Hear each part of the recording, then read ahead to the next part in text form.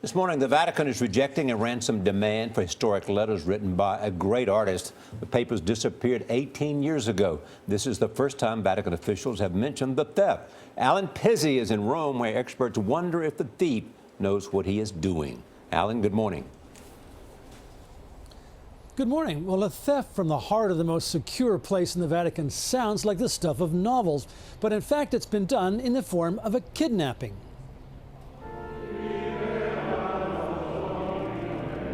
The stolen letters are rare writings of Michelangelo, the Renaissance master who created the ceiling of the Sistine Chapel, one of the most significant works of art in history.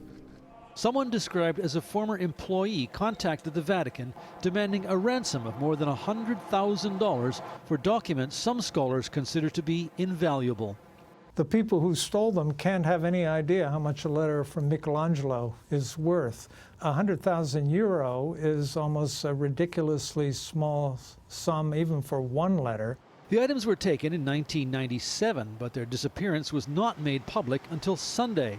Vatican spokesman Father Federico Lombardi would not say why it took nearly 20 years to disclose the theft, but Catholic University of America professor Ken Pennington believes it may have been an attempt to discreetly have the stolen documents returned. The Vatican was perhaps very cautious about not making it known so that the people who stole the letters would feel secure about returning them.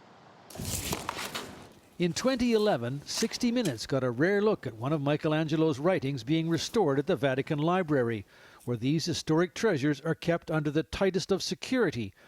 This isn't the first time rare works have been stolen from the Vatican.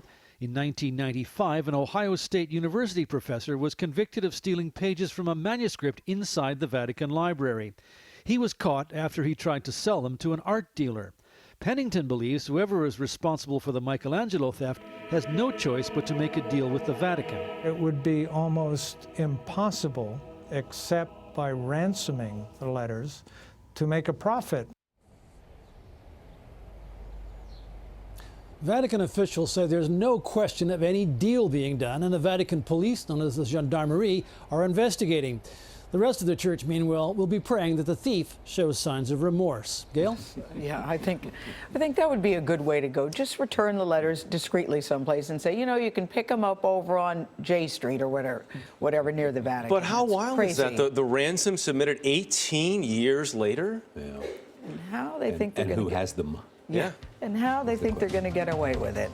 Well, more to come on that tuned. one for sure. Stay tuned is right.